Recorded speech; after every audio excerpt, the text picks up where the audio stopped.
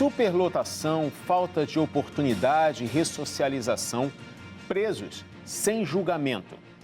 Essa é a realidade dos presídios brasileiros e é sobre isso que o CJC News Reportagem vai falar agora.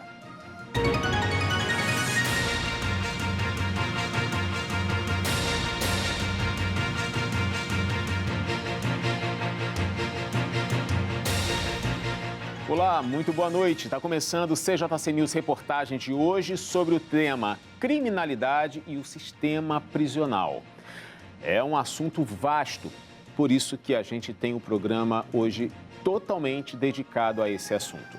Criminalidade, a gente vê todos os dias aqui mesmo no CJC News, reportagens mostrando o crescimento, o alcance de atos violentos e criminosos chegando em lugares que antes havia paz. Hoje já não se fala, eu vou para lá porque lá é tranquilo. Não. O que ouvimos é, tá tudo assim, tá todo lugar perigoso. Com mais presos do que a capacidade física nas celas disponíveis, esse é o primeiro problema das penitenciárias, dos presídios aqui no Brasil. A conta não está fechando no sistema carcerário brasileiro. Essa é a conclusão do último relatório de informações penais do Ministério da Justiça e Segurança Pública. Vamos acompanhar. O maior déficit está concentrado no sudeste do país. Há uma carência de mais de 45 mil vagas em São Paulo, seguido por Minas Gerais e Rio de Janeiro. O relatório ainda traz um raio-x do sistema carcerário. Os registros evidenciam que a maior parte dos presos é formada por homens. Além disso, mais de 105 mil pessoas estão sob monitoramento eletrônico e cerca de 115 mil estão em prisão domiciliar, com um aumento de 14,4% entre 2023 e 2024. Esses dados mostram a urgência de medidas estruturais no sistema. A superlotação nos presídios brasileiros reflete os inúmeros problemas do sistema penitenciário e a falta de políticas públicas efetivas. A Lei de Execução Penal foi criada para favorecer a reintegração social e a recuperação dos condenados por meio de penas alternativas, ajudando-os a se tornarem cidadãos melhores ao final de suas penas. Porém, essa lei raramente é aplicada de maneira adequada. Muitas vezes ela é mal implementada ou ignorada, o que compromete seus objetivos e reforça a percepção de abandono por parte do Estado. Um dos principais problemas da superlotação é a má organização das unidades e a ausência de investimentos e ações concretas por parte do governo, que acabam agravando ainda mais o quadro, fazendo com que o sistema penitenciário falhe em cumprir o seu papel básico. Tá aí, superlotação é um problema real e, infelizmente, isso se torna latente no nosso país. Olha, segundo as últimas pesquisas e levantamentos, hoje nós temos quase que o dobro de pessoas presas em relação ao número de vagas disponíveis nos presídios. Isso faz com que o ambiente todo prolifere violência, agressões, rinchas e também invalida os direitos humanos. Mesmo sendo criminosos, estão pagando a pena pelo que cometeram e causaram à sociedade, à família e tudo mais. Porém, lá dentro, precisa ter, pelo menos, o mínimo para sobreviver. Mas isso não vem acontecendo. A gente sempre percebe, vimos aí na reportagem, imagens de celas superlotadas. Lugares que nem sempre há vaga para dormir ou sentar no chão. É uma mistura de hierarquia com necessidade, é muito complexo. O que a gente vê é que temos a terceira maior população carcerária do mundo, mais de 800 mil pessoas. É um número significativo. E onde fica a ressocialização nesse ambiente? O respeito à hierarquia, a organização dos agentes penitenciários para dar conta de tanta gente presa.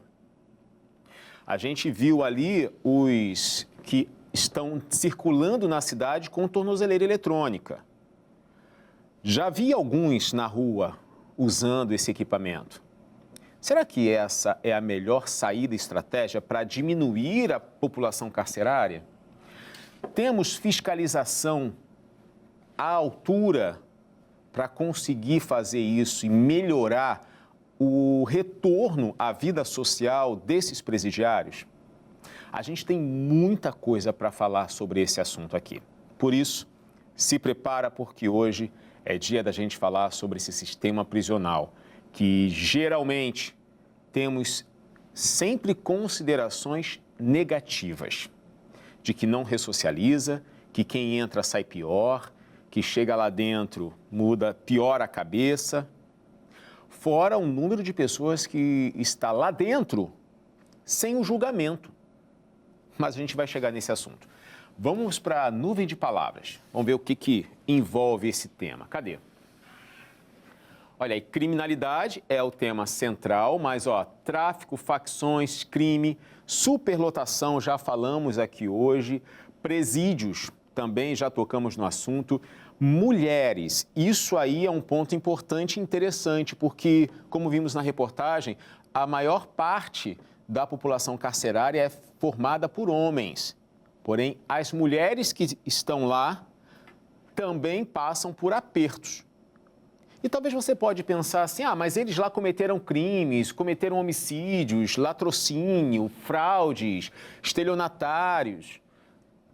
Ok, cometeram crime, mas eles estão lá com um objetivo, que é pagar à sociedade o que cometeram e ressocializar-se. Mas será que esse pagamento realmente está acontecendo? Está se ressocializando? Vamos lá. Cadeias, organização, reintegração. Isso aí é um ponto-chave. Lentidão, emprego, justiça. Emprego é uma coisa. Muitos que estão lá dentro, quando saem, têm extrema dificuldade para conseguir um emprego. Seja por falta de confiança, seja porque nenhuma empresa ou pouquíssimas empresas aceitam alguém com a ficha suja. O engraçado é que, às vezes, a gente vota em pessoas que tinham ficha suja antes da lei de política de ficha suja entrar em vigor. Mas, para contratar alguém ficha suja, é mais difícil. Bom, o sistema prisional brasileiro enfrenta uma grave crise de segurança diante da presença e do fortalecimento de facções criminosas que atuam de dentro das penitenciárias. Um mapeamento feito pelo Ministério da Justiça e Segurança Pública identificou pelo menos 72 facções operando nos presídios do país, com atuação direta no tráfico de drogas, homicídios e outros crimes. Vamos entender. O levantamento, baseado em dados das agências de inteligência penitenciária dos 26 estados e do Distrito Federal, revela o domínio nacional de grupos como o Primeiro Comando da Capital e o Comando Vermelho. O PCC tem presença maciça em São Paulo, onde concentra 70% dos detentos ligados a facções, enquanto o CV domina em cerca de 20 estados, sendo responsável também por 70% das ligações criminosas no Rio de Janeiro. Especialistas alertam que muitas cadeias funcionam como verdadeiros escritórios do crime, onde líderes de facções comandam operações criminosas externas por meio de celulares e redes de contatos. Com superlotação, falta de controle e infraestrutura precária, os presídios se tornaram locais propícios para o recrutamento e fortalecimento das organizações. Detentos que entram por crimes comuns acabam sendo cooptados pelas facções, integrados ao crime organizado. O relatório destaca ainda que a fragmentação das facções em diversas regiões cria uma rede de aliança e rivalidades que frequentemente culminam em rebeliões violentas e disputas por território, tanto dentro quanto fora das penitenciárias. A atuação dessas organizações a partir dos presídios contribui para alimentar o tráfico de drogas e a violência urbana, tornando o combate ao crime organizado ainda mais desafiador. Para enfrentar esse cenário, o documento propõe 5 medidas principais: ampliar a capacidade do sistema prisional, hoje com um déficit de 191 mil vagas, criar procedimentos operacionais padrão dentro das unidades, fortalecer o monitoramento eletrônico de presos em regime semiaberto e aberto, ampliar ofertas de trabalho e educação e promover integração entre as forças de segurança. Os analistas defendem que, além de medidas estruturais como essas, é preciso recuperar o controle do Estado sobre os presídios. e impedir também que o sistema continue funcionando como uma base estratégica do crime organizado. Sem isso, os especialistas dizem o seguinte, que o ciclo de violência e criminalidade tende a se perpetuar com consequências diretas para a segurança pública em todo o país. Não é possível você, na sua casa, ter dificuldade para acessar a internet, mas às vezes tem. O sinal é ruim, tem lugares da cidade do Rio e lugares do Brasil que não chega à internet. Mas é incrível como dentro dos presídios a internet funciona. Eu não sei como, que tecnologia é essa? As mais de 70 facções... Gente, eu nem sabia que existia tantas facções assim. Para mim existiam algumas aí que a gente mais ouve falar, mas ultrapassa o número de 70 facções que estão atuantes dentro dos presídios. 70% dos presídios de São Paulo são ocupados pelos criminosos do PCC. 70% dos presídios de outros estados são ocupados pelos criminosos do Comando Vermelho. Ou seja, é um exército lá dentro. A questão é que eles não estão isolados do mundo, porque eles continuam controlando criminalidade, tráfico de drogas, homicídios, fraudes, tudo acontece. Eu costumo contar um episódio quando nossa equipe foi até a penitenciária de Bangu, que é bem conhecida, né, com a transferência na época do ex-governador Sérgio Cabral. Fomos até lá e entraríamos ao vivo no jornal. Contudo, nós tínhamos várias opções de internet. Nenhuma funcionou. E aí eu fiquei curioso para entender como é que ele... E ali dentro, do lado de fora do presídio, eu queria entender como é que eles, lá dentro da cela, primeiro conseguem ter o celular, segundo conseguem a linha e a internet. Rapaz, isso é uma jogada que eu não consigo entender. É dessa maneira que a gente, infelizmente, enfrenta a continuidade, como eu falei, vai se perpetuar enquanto o Estado não voltar a ter o poder, primeiro, sobre o próprio Estado e sobre as penitenciárias, as coisas vão continuar e a tendência é piorar. Ou seja, requer um esforço maior e abrir mão de algumas coisas para que tudo venha para o eixo, porque do jeito que está parecendo uma bagunça. Vamos para mais uma informação aqui. Olha, a população carcerária em celas físicas no Brasil é de 663 mil pessoas. A grande maioria é composta por homens, segundo dados da Secretaria Nacional de Políticas Penais. Os homens presos são mais de 634 mil, cerca de 96%. Já as mulheres são os outros 4%, mais de 28 mil detentas. Os últimos dados são do primeiro semestre de 2024, considerando não apenas as celas físicas, mas também as pessoas em prisão domiciliar ou monitoramento eletrônico. O número de presos com restrição de liberdade no Brasil subiu para 888 mil. O país já tem a terceira maior população carcerária do mundo, mas apesar disso, não tem conseguido garantir condições dignas para as pessoas em cárcere. Um dado importante é que boa parte dessas pessoas sequer chegou a ser condenada. Cerca de 30% dos encarcerados estão em prisão provisória, que é quando eles aguardam a decisão do juiz se são inocentes ou culpados.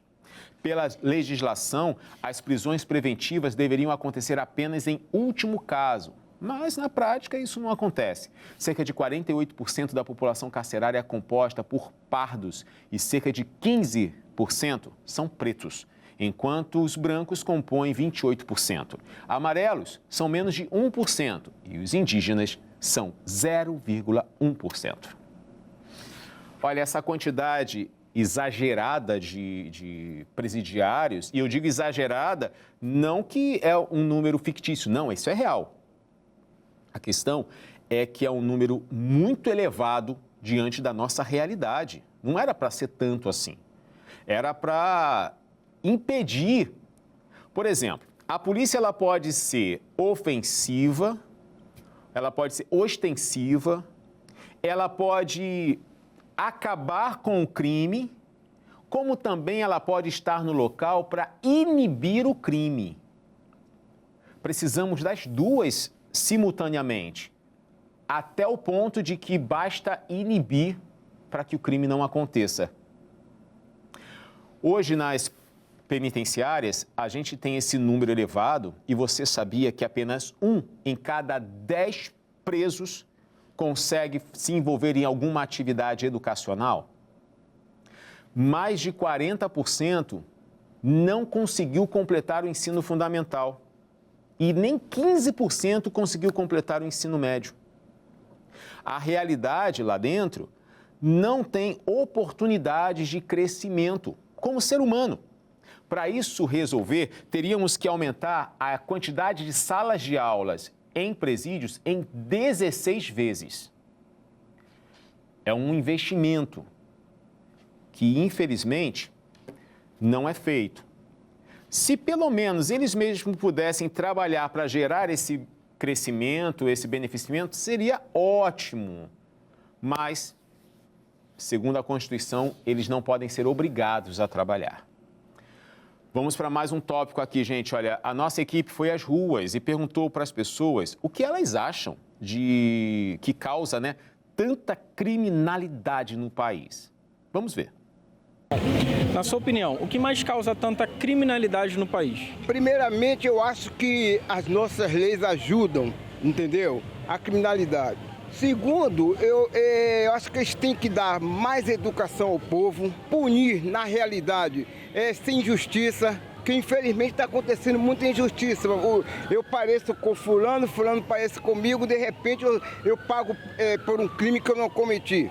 Então, isso eu acho que precisa no país.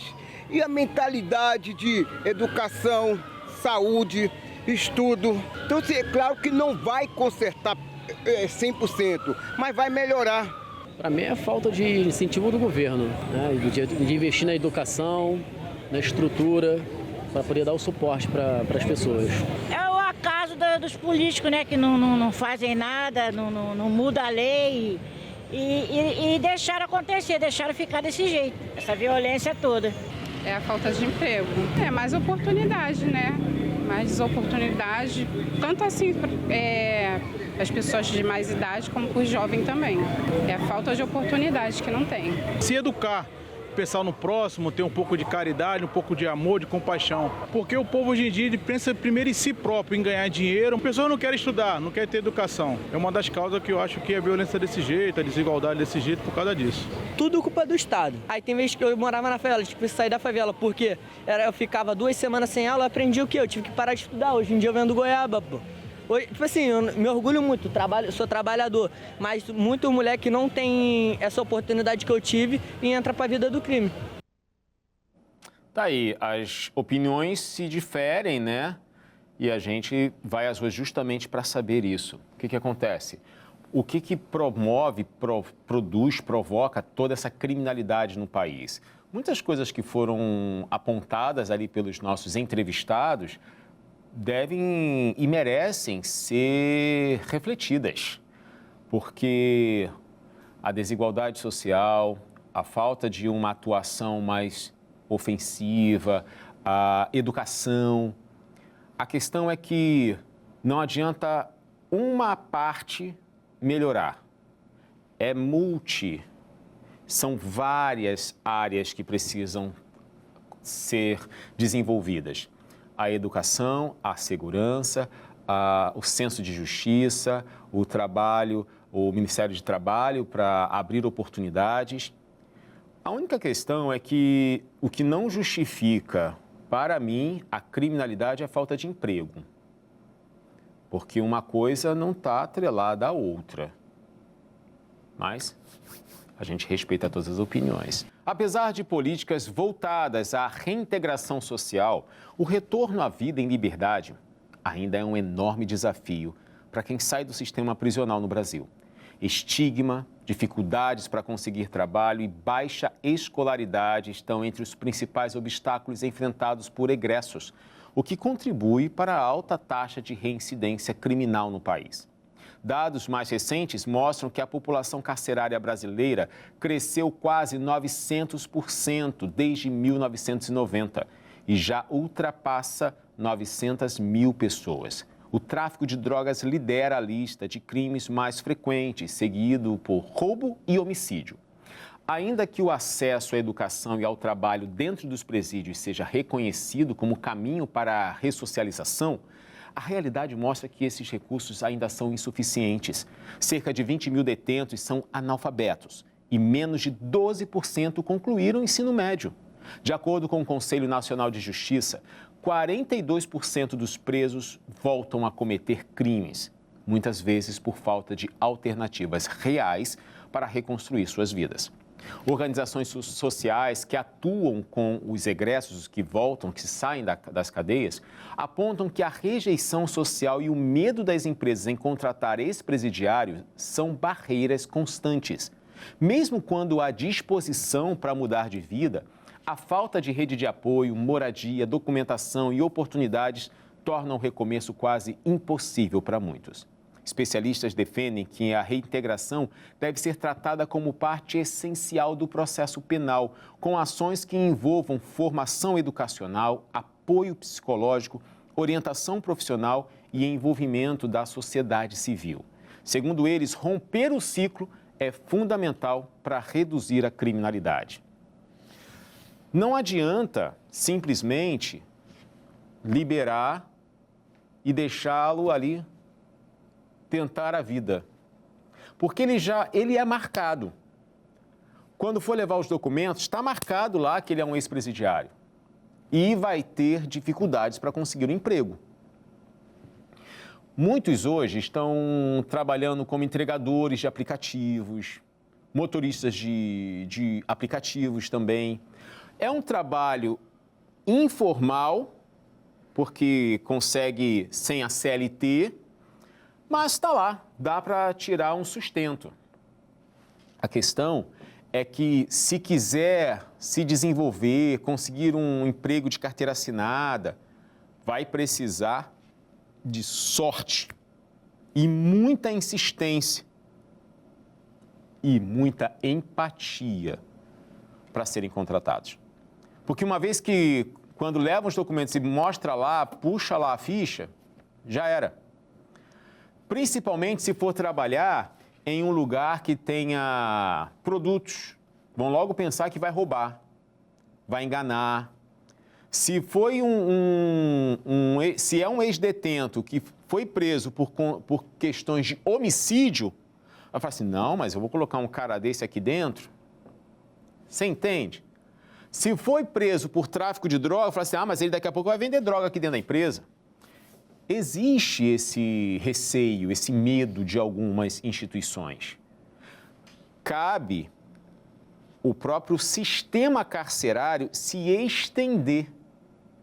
Já que as empresas não contratam, então por que o próprio governo, a própria União, o próprio Estado, não inicia projetos de trabalho para aqueles ex-detentos possam trabalhar ali de forma de... E se não estiver funcionando, ele ali não está trabalhando direito, manda embora como qualquer outra empresa, mas faz esse link para que consiga dar sustento para a família.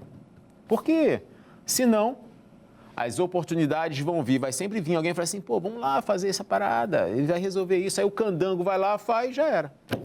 Acontece de novo.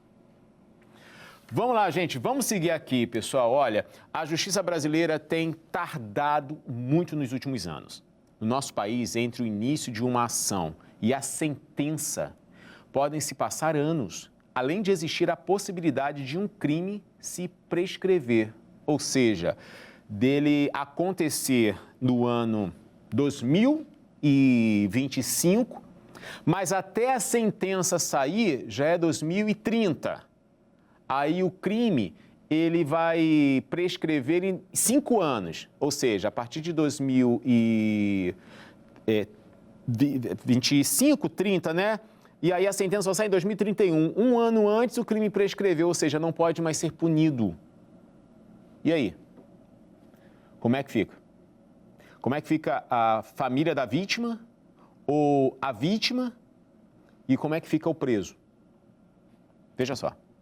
Segundo os últimos dados divulgados pelo Conselho Nacional de Justiça, os números de processos sem sentença, conhecido como taxa de congestionamento, cresceu mais de 30%. Isso significa que apenas 27% de todos os processos que tramitaram neste período foram solucionados, acumulando quase 80 milhões de casos pendentes. Isso se dá devido às falhas na gestão dos processos judiciais que contribuem para prolongar prisões além do prazo, agravando a superpopulação carcerária. Cerca de 220 mil pessoas estavam presas sem julgamento, representando 40% da população carcerária nacional. A detenção antes do julgamento é um fator importante que também contribui para a superlotação dos presídios brasileiros. O CNJ observou que muitos presos não condenados estavam confinados há anos, violando normas internacionais de direitos humanos que proíbem a detenção de condenados por longos períodos. Em 2022, o Tribunal de Justiça do Distrito Federal e Territórios condenou o Distrito Federal a indenizar a mãe de um detento que faleceu devido à demora no atendimento médico dentro do sistema prisional. O preso contraiu doenças dentro do estabelecimento e faleceu após não receber o atendimento adequado a tempo, evidenciando a falha no Estado em garantir condições dignas de detenção. Pois é, a demora na justiça atrapalha e muito, não só a justiça para aquela família que foi vítima ou para a própria vítima, como também para o preso que está ali aguardando a sentença e saber se ele é ou não culpado. Olha, essa demora às vezes se estende, como a gente viu na reportagem, desse jovem que não teve o atendimento a tempo. O acúmulo de pessoas presas prolifera doenças. Tuberculose é uma delas, infecções, fora outras, que não consegue ter controle pelo número de pessoas, pela dificuldade de acesso. Eu nem vou falar do tratamento psicológico que é necessário lá dentro. Eu estou falando de saúde biológica, atendimentos, para impedir com que prolifere ainda mais doenças. E muitas vezes, e muitas delas, são às vezes fatais. É dessa forma que o sistema prisional ele vai só inflando, ele está só enchendo, mas não tem esse cuidado. Por isso que eu falei desde o início, que falta a ação dos direitos humanos, não das organizações de direitos humanos, mas deles terem o direito de estarem ali pagando pelo crime que cometeram, pagando a sociedade por aquilo. Agora, só acho uma coisa, vai pagar pelo crime que cometeu, ele tem que ressarcir a sociedade do trabalho, o custo que o Estado tem com ele ali dentro. Para mim, todos eles deviam estar trabalhando ali para pelo menos pagar a hospedagem ali dentro do presídio. Porque quando você vai para algum lugar para tirar férias, você tem que pagar a diária. Agora ali eles estão ali presos, ok, fizeram o que era errado, tem que estar ali e tem que ter um lugar limpo, arejado para impedir doenças, um local com vigilância para não ter violência. A gente não tem noção da quantidade de homicídios que existe, que acontece dentro dos presídios. Eu conheci um que, infelizmente, foi morto dentro de um presídio. Acontece 3 vezes mais homicídios dentro do presídio do que aqui fora. Contudo, eles deviam arcar com o custo que eles têm ali dentro. Precisamos aumentar em 16 vezes a quantidade de salas de aula. Por que eles mesmos não constroem? Por que eles mesmos não pagam o tempo que eles estão ali? Muitos utilizaram a Defensoria Pública. Por que eles também não pagam a Defensoria Pública pelo trabalho que deu para defendê-los? Ah, mas eles estão presos, a defesa não defendeu nada. Bom, a defesa talvez conseguiu amenizar a pena, mas eles poderiam estar trabalhando. Vamos seguir, gente. Olha só, a população carcerária feminina que tem crescido de forma significativa nas últimas décadas, carece de estudos e políticas que levem em conta as particularidades. Olha, de acordo com o Departamento Penitenciário Nacional, o número cresceu cerca de 700%, superando o crescimento registrado na população masculina. Esse aumento gerou desafios específicos dentro do sistema prisional, sobretudo em relação às condições de infraestrutura e atendimento às necessidades de saúde, maternidade e reintegração social das mulheres. O sistema penitenciário brasileiro foi historicamente estruturado com foco nos homens, o que resulta em diversas dificuldades para as encarceradas. Um dos aspectos que impactam diretamente a vida das detentas é o abandono, que pode se manifestar de várias maneiras, tanto por parte do Estado quanto por parte da família e até do âmbito afetivo. Esse abandono, em suas diferentes formas, traz consequências que afetam o processo de reintegração social das mulheres após cumprirem suas penas. A Lei de Execução Penal estabelece direitos e garantias para a população carcerária, prevendo medidas específicas para as mulheres. Apesar disso, o relatório do Conselho Nacional de Justiça aponta que diversas unidades prisionais não estão preparadas para atender adequadamente essa parcela da população, especialmente no que se refere ao acompanhamento médico de gestantes e lactantes, assim como falta infraestrutura adequada para cuidados maternos e infantis. Foi por isso mesmo que o ministro Lewandowski assinou e determinou que todas as mulheres gestantes e quem tivesse a guarda legal dos filhos fossem mantidas em prisão domiciliar, em um local de monitoramento. Isso foi já assinado, isso já é lei. Mas as mulheres grávidas continuam presas. As mulheres que têm os filhos sob a guarda delas também continuam presas. Só uma ou outra que eu vejo que sai aí, que vira manchete de jornal, mas a maioria está lá dentro. Certa vez eu assisti a um documentário que falava de uma mulher que foi presa e a filha dela adquiriu uma doença. Eu só não tenho certeza se era dengue ou se era alguma gripe, mas a filha dela contraiu a doença e faleceu. E ela não conseguiu autorização para ir no enterro. Ficou dentro da cadeia. Passaram anos e aí ela foi para o julgamento, para a sentença, para saber quanto tempo ela ia ficar presa e tudo mais. E sabe qual foi o resultado? Ela era inocente. Essa justiça, que precisa ser mais rápida, às vezes demora. Ou a frase, a justiça tarda, mas não falha, é bom porque ela não falha. A questão é que tardar dá trabalho e às vezes é lamentável. Olha, gente, o sistema prisional no Brasil já vem assim há alguns anos.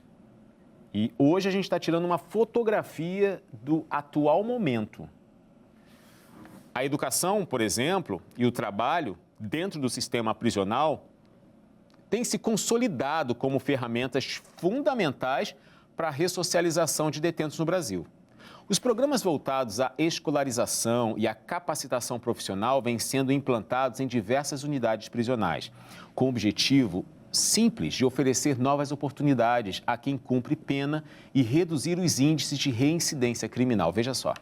Dados do Departamento Penitenciário Nacional indicam que cerca de 20% da população carcerária brasileira está envolvida em atividades educacionais, que vão desde o ensino fundamental e médio até cursos técnicos e de ensino superior à distância. Além disso, iniciativas de remissão de pena por estudo previstas na Lei de Execução Penal têm incentivado a adesão de mais internos aos programas educacionais. No campo do trabalho, muitos presídios já contam com oficinas de marcenaria, costura, panificação, reciclagem e até tecnologia. Projetos como educação nas prisões e o trabalho à liberdade, desenvolvidos em alguns estados, têm se destacado pelo foco na formação cidadã e na qualificação profissional. Em São Paulo, por exemplo, presídios oferecem cursos de jardinagem, construção civil e informática. No Paraná, detentos têm atuado em linhas de produção e estudado por meio do EJA. Especialistas apontam que o acesso à educação e trabalho humaniza o cumprimento da pena e fortalece o processo de reintegração social. Além disso, estudos indicam que pessoas privadas de liberdade que participam dessas atividades têm menor probabilidade de voltar a cometer crimes após o fim da pena, o que representa também um ganho para a sociedade como um todo. Apesar dos avanços, o principal desafio ainda é a ampliação dessas oportunidades para todos os detentos, já que a maioria ainda cumpre pena sem acesso à educação formal ou ao trabalho.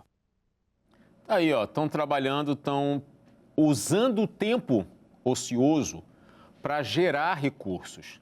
Gente, esse trabalho poderia e deveria ser expandido a todos os lugares, para que ele pudesse pagar a sua estadia lá no presídio e ajudar a sua família do lado de fora. E ainda contribuir com alguma coisa social. Dessa forma, quando eles saírem, vão conseguir emprego mais fácil? Não. Mas já percebe-se que eles aprenderam uma função e uma atividade.